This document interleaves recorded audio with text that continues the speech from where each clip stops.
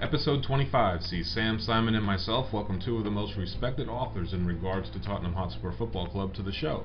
Martin Cloake and Adam Powley join us for some terrific conversation and banter.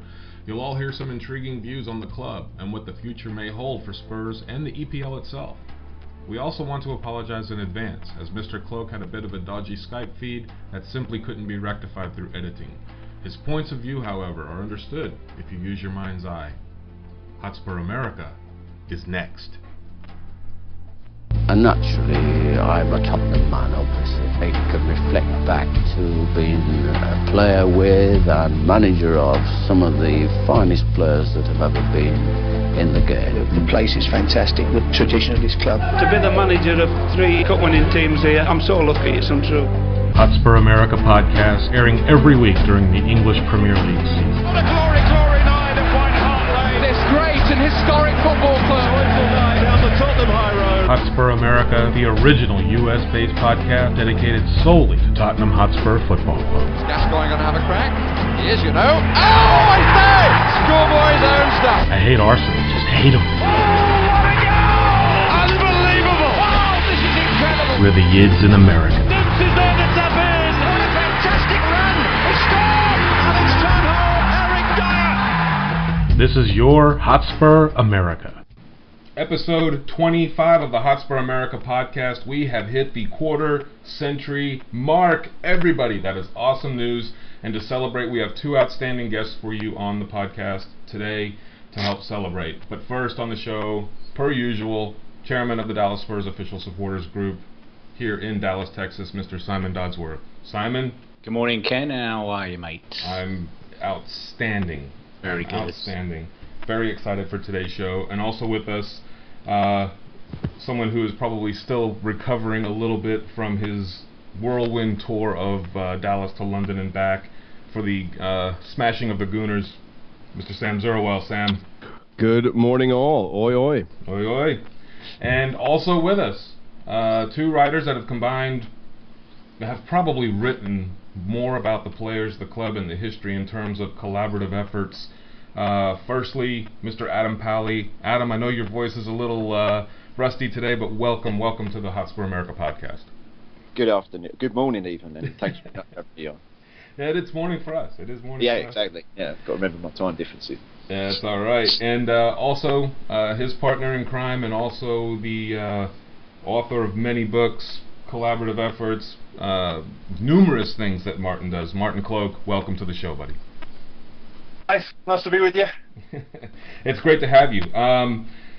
We wanted to have you guys on, and one of the first things that we really enjoy doing with a lot of our guests that are from over there, Julie Welsh and Daniel Wynn, the Spurs poet Davey Older, we've had on Rob White. We like to ask them about the American fan and this newfound love for not just Spurs, but all of the clubs across the country there.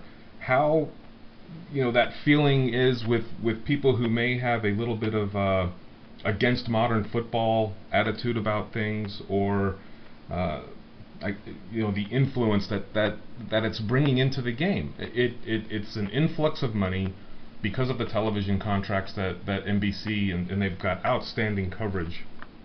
But a lot of people are purists, and they waver maybe here and there about if they really want this to be a part of their game. And I wanted to start with you, Martin, and get your feeling of the American fan, the influence, as you see Sam goes over. It's a whirlwind, just a 3-day thing, really quick in and out, just to go to a game, and what that means to you guys. I think that's a really interesting question, actually, because football fans are quite funny.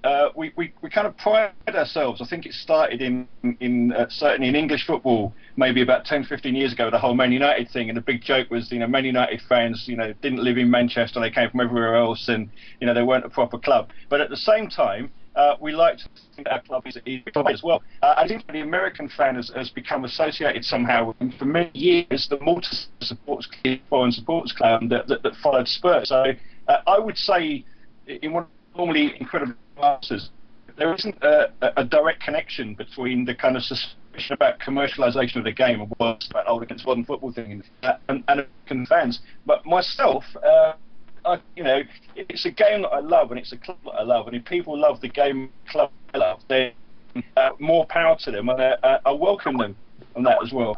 I think what was interesting about the attitude of a lot of American fans and a lot of fans in India as well, we were doing a bit of research into people's reaction to 39, and there was an argument there, and the English supporters trust and the English fan organisation said that we were against that. We didn't, we thought it would dilute the quality of the competition, it's an English competition. And there was a little bit of an exchange with some people. They said, oh, that's a bit xenophobic, it's a bit Little England.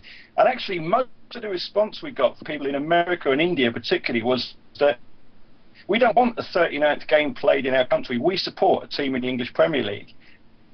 And I think there's a similar discussion going on about the NFL games being played in London, that a lot of NFL fans see it as an American competition, and playing it in London actually dilutes what the whole thing is about. So I think there's an interesting set of attitudes that are around that. But for me, I think, fantastic. Anybody who wants to support the club that I love and follow the sport that I love. Right, and it's an interesting statement, because it's something that we want to convey, is that there is no expectation whatsoever that Tottenham or Manchester United or Aston Villa or Leicester, for a team down in the lower part of the table, come to America to play a home game or an away game. That's not the expectation whatsoever. We understand that these clubs will come on tour. I believe Villa and Fulham were here in Dallas this past year. We all traveled as a Dallas Spurs supporters club to Chicago to go watch the team play. That was the first time I had ever seen them live. So it's worth the wait for us to let them come on tour, be able to go experience them in a city here in the United States. And then if we ever get the opportunity, like Sam did last week, to make that pilgrimage over and see it for the first time, you'll notice on Twitter, if you follow around any of the other supporters networks, if San Francisco or Seattle or Chicago or New York or LA will get 3, 4, 5, 10 or a dozen people to fly over for a match, the club is very open and welcoming to them to take their supporters flag out on the pitch, take a picture. It's wonderful stuff, and it's from an American supporter standpoint, it's really enlightening that the club has embraced us, not just seeing dollars and cents or pounds and pence or however you want to look at it, but as people, as genuine fans who want to make this a part of our lives. And for us, sort of the point where we've created a stupid little podcast to express our feelings and emotions about the club. Well, I think it's not such a new thing. That's partly what I was trying to say. I think Scandinavia and Ireland have been particularly, for years, fans Scandinavia and coming to White Hart, and it's been. I think the difference with America is that there was the thought that America was the last place that didn't get what you call soccer, and I think that was a bit of an issue. Are you still picking this up? Yeah, it's a little ropey. Bits and pieces, bits and pieces. I mean, we'll just kind of see how it goes, I suppose. It'll be okay. I mean, okay, but I think the thing about the American fan has become an issue because there was this idea that America was the last place that didn't get soccer, and so there was and there's been a traditional rivalry between Britain and America as well, that we both like to think we can tell everybody else in the world what to do as countries, don't we? So I don't think it's a particularly new thing, the club welcoming fans from overseas. I think the distance is an issue, and in fact it's America which didn't get soccer is intriguing. There's been some long-standing supporters groups in America, and I know that in New York, and we know the people at Houston Spurs as well. There's some quite big turnouts for games. Right. People go to the pubs, and there's a little kind of counter culture that goes on there. And I think when somebody against modern football people talk about tourists, they're not actually talking about people who come from abroad. They're talking about the one-off fans that maybe come along. They might go and see the Tower of London one day. They might go to a football match, and they're wearing half and half scarves, and they're filming the match on the iPad. And I think that's where the whole thing about tourists comes from. And people are saying, because the club see them spending more money, we value them over the fans that have been going for a long time. And there's a whole issue with high ticket prices in this country as well. So I think some of the things that you hear about tourists is not people saying we don't like people from other countries coming to watch the game. It's a different thing. But I think the only new thing about American fans coming to watch the game is it's partly the distance, but it is that idea that America didn't get soccer. And for me, what was quite interesting about the last World Cup was the way the American fans got behind their team. And actually, that song that everybody's saying. I think a lot of Brits found that quite annoying in the way that a lot of Americans find particular things about the Brits annoying. We thought, oh God, but actually I thought it was brilliant because it was something. It wasn't copied from elsewhere. It was organic. It was yours. Yeah. Right. Those fans came up with it and they supported their team because of that. And that's what proper fan culture is all about. Is that the I believe we'll win? Yeah. It's so funny. I was in Natal. I was in Brazil. My wife's Brazilian, and so we went to the Ghana match. And I mean, to be honest, I like the U.S. men's national team, but I've never really been a supporter. So that was my first USMNT match. It's the first time that I'd heard it, and I sort of took the view of an English football fan. I was like, this is a bit weird. But I thought the exact same thing that Martin just said. Is it? Well, it's American, and you're right. It was absolutely organic, and it is annoying. It's even more well. Kenny, why don't you sing that? I believe that you will win. But no, you're right. And so maybe the Americans are. I mean, there was a bunch of them. We were in this bar in Natal, and it was just I couldn't believe it. I could not believe there were that many U.S. Supporters there, and so fair play to them. They had a whole bunch of them. They were kind of corny and God, I can't believe I'm saying this, corny and American to a degree, but it was theirs. And that's part of the stick. Adam, what do you think about that question and the stigma of the American fan? Well, there's an element of resistance, if you like, and that kind of sort of stick in the mud traditionalism amongst certain English football fans towards that notion about foreign football fans, and particularly Americans, getting into the game.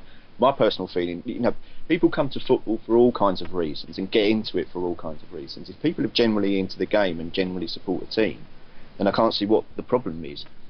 Martin and myself, we come from a generation that when we were first going as fans, football fans in Britain were seen as pariahs. I mean, it was a dirty word to say that you were a football fan because of the standing of the game and the reputation it had at the time. Hooliganism, Yeah, exactly. But for whatever reason, it had that reputation. And we kind of always, everyone yearned for the game to be improved and be accepted for what it is and to be celebrated. And now that we're getting that, and it was spreading the message, if you like, some people are a little bit sniffy about it. Personally, I've got no problem with it at all. And I think the best kind of illustration I had of it was actually going to a game with New York Spurs at Floyd's Bar in Brooklyn 3 years ago when it was the North London derby. Spurs won 2-1. It was a crazy kick-off time. It was a weird experience, surreal experience having to go to Brooklyn, go into a bar and drink American craft beer and watch Spurs Arsenal being surrounded by loads of ecstatic American Tottenham fans. And it was fantastic. It was great. It was one of the best kind of sort of like recent fan experiences, if you want, for want of a better phrase, that I've had in the last few years. It was strange, it was odd. It was then going out onto the street and there was a Mexican street food and music festival going on, and it all seemed very surreal. But it was wonderful. It was a great experience. So the more the merrier, as far as I'm concerned. Well, it's funny, 'cause I'll harken back to what Ken mentioned when we all went up to Chicago in the summer. It was a culmination of the American culture of tailgating, because that really doesn't. Tailgating in the UK consists of typically going to the pub and drinking as much beer as you can with other Spurs fans until you go to the stadium.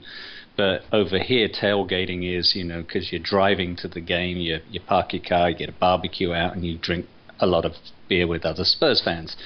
But the camaraderie we had prior to that, and then going into the stadium, and for me, the amount of times I've been to White Hart Lane growing up and going back since I've lived in the States, having seen that and then doing what we did in Chicago, it was completely different. This was one of the best experiences I had, because I was with 30 of my closest friends that came up to the game, and typically when I go over, I'm plonked with people I don't know, just the couple of people I've gone to the match with. So it was to what you were saying, Adam, when you were with New York Spurs, that's what I'm getting. I do that obviously on a weekly basis with Dallas Spurs, but to do that last summer was probably one of the most memorable Spurs experiences, and it was a pre-season friendly. Amazing. And I think it's safe to say as well that we American Spurs fans, they're not glory hunters. For whatever reason, they've come to support a team that they support for its own sake. They haven't been drawn simply to the team that's winning trophies at the time, which may have been the perception, for example, that cliche about, as Martin was saying, Man United fans and latterly Chelsea and Man City, that they're gaining